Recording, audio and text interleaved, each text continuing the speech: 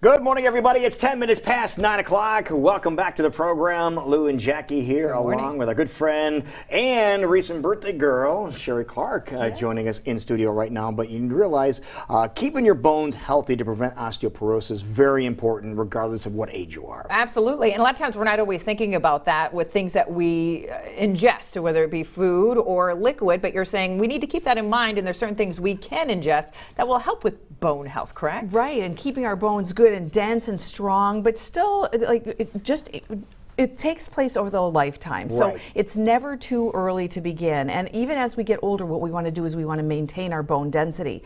So Jackie, like always, I gave you the things that are not so good for health, just to help people understand and make the point. And as we said earlier. Good. So you're saying to compare and contrast. Don't lift weights. Thank you. I'm so glad we finally got this straight. That's amazing. Thank you for being here, Sheree. We appreciate it. Lift weights. I get no respect around here at all. What I was going to say is one of these is a ringer, and one of these is actually good for you on the tray, and you've identified it. And many of us already know, but if we don't, it bears repeating. Weight-bearing exercise is really helpful for bone strength. So lifting small weights, walking, doing things that keep weight on the bone, even the weight of your own body. Doing planks is a good example of that. Yeah, just as moving is basically what you're talking about, and making sure that your bone structure and the bones are doing what they're designed to do. That's right, and that's holding you in place. Right. Now let's talk about what's not so good for bones and why. So we've got on there a couple of different items. We've got the Jim Beam, and I'm not picking on Jim Beam specifically. I'm not saying vodka and gin are okay and Jim Beam isn't. I'm saying alcohol is not so good. Next to it is a mixer, and that would be any sort of a beverage. Once again, I'm not picking strictly on Coca-Cola. I'm also saying any kind of phosphorus-containing soft drink or beverage. Salt, so that would be sea salt, table salt, any of those kinds of salt. And then I picked that particular goodie to represent sugar.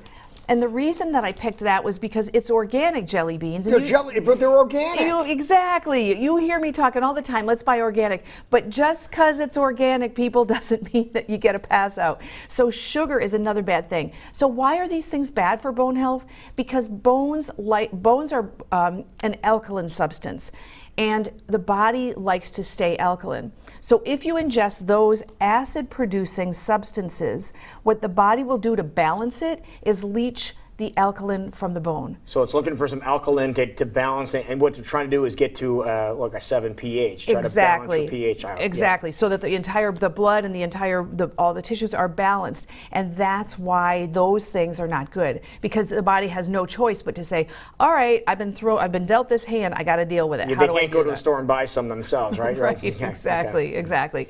So let's talk about, and we can go to the store and buy some things, but let's talk, as always, about things that we can do ourselves that are more natural and healthy and that we can get from the kitchen. So on your tray, I brought you a plethora of really good bone producing goodies. So let's start on the far right, and that would be figs. Figs are in season right now. Those are simply fresh figs. Those you eat out of hand. You eat everything except the stem. I love to just pop them in my mouth. They're great. They have lots of good fiber. They're sweet. They're great. You can chop them up and put them on your cereal. You can try them if you'd like. Okay. And then that little guy. Okay, that's different from here. That little guy, yep. The regular figs like this. The regular figs like this. Do they in the store? Do they come like this, or they come prepackaged? They come in a pint, and that's typically how they're sold. Now this is a black mission fig. There's all different kinds of varieties. There's turkey figs and all other kinds, but I like this one, and that was what was there and available. And why is this good for my bones? It's got a lot of calcium in it. So and lots of other good minerals. Okay. Yes. So figs are really high in calcium, really good for bone density. Another way to eat them is dried, and the dried fig right there on your plate, and you can buy those in a package. This is what a package of dried figs looks like, and you can buy them. You can buy them in bulk in some of the health food stores as well. But I like this for taking on airplanes, because it's really good, and I just think it's really nice. If you're a cheese eater, it goes nice as a little condiment on a cheese tray. I think a lot of people have seen the dried ones more than anything else, but these fresh ones are really delicious. Good. Yes. Really, really good. They are delicious, and if you get one, sometimes, most of the time they're pretty sweet. Those are pretty sweet. These are really good ones. If you get one that isn't sweet, drizzle a little bit of honey on top of it, and it's saved. So they're delish. Okay. Okay. Really good. So figs are a great go-to. What are some other things that we have on our plate? So one of the things that we've talked about a million times, and you know that I love it, is hummus. And the reason that hummus is so good for your bones is that it is primarily made out of sesame or tahini. Here's some sesame seeds, which are also good. This is good by itself. You just sprinkle it on your salad. You can make sesame seed butter, which is also known as tahini. That's tahini, okay. And another ingredient in hummus is chickpeas. Right. And chickpeas, so all of these are high in calcium and once again other minerals. I've paired it with flax crackers. Okay. So any nuts and seeds are also going to be high in bone supporting nutrition.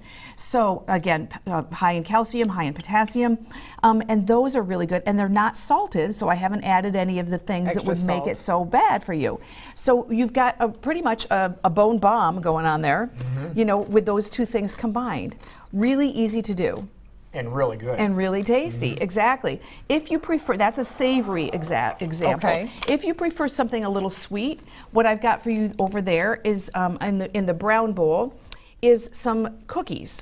Now these cookies are also made out of flax seeds. So we think of flax seeds as being savory because they're crackers typically. But cookies can also be made out of flax seeds. These are ginger, there's a chocolate version and whatever. These are store-bought. You can make them yourself. There's lots of recipes on the internet. And I paired them with almond butter because almonds are also good for bone density. And I'm focusing mostly today on calcium because calcium is the one that we think of immediately. But let's remember that there are other nutrients that are also good. It's so good. It's so delicious, isn't it? Calcium and magnesium and vitamin D are a trio that work together for good bone density.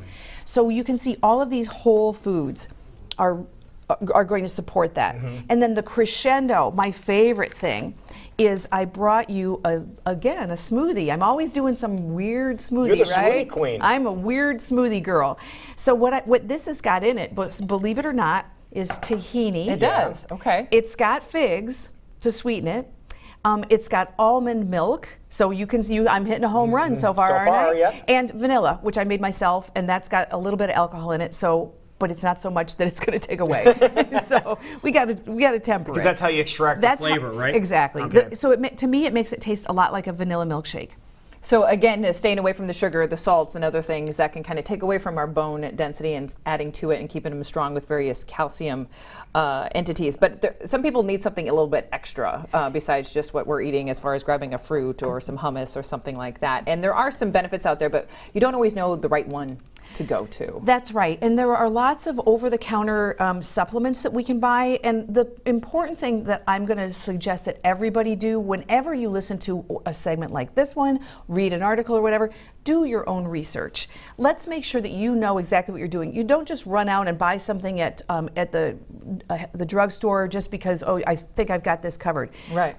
This is one that I have researched that I like. It's got several different ingredients in it. It's got calcium, magnesium, it's got vitamin D, it's got some other supplements and minerals.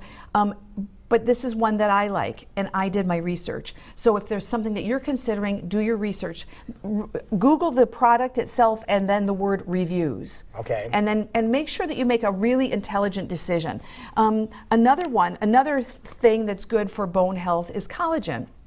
And you know that I am vegetarian vegan, so I don't eat animal products. Collagen comes from animals.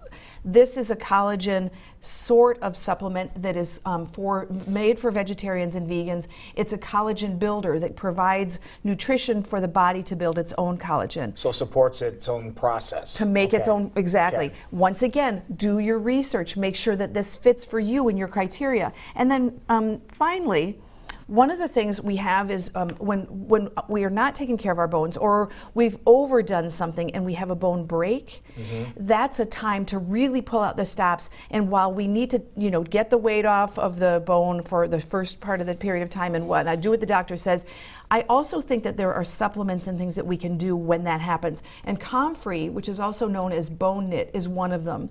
And I would suggest that you do the research on that. This is topical. You put it on your skin. There are some warnings about taking comfrey internally, that it's not suggested. Again, do your research. There's something to be said about bone health at every point along the way, whether you're young and doing preventative, whether you're older and trying to maintain your mass, or whether you're dealing with trauma and trying to deal with a break or sprain or fracture.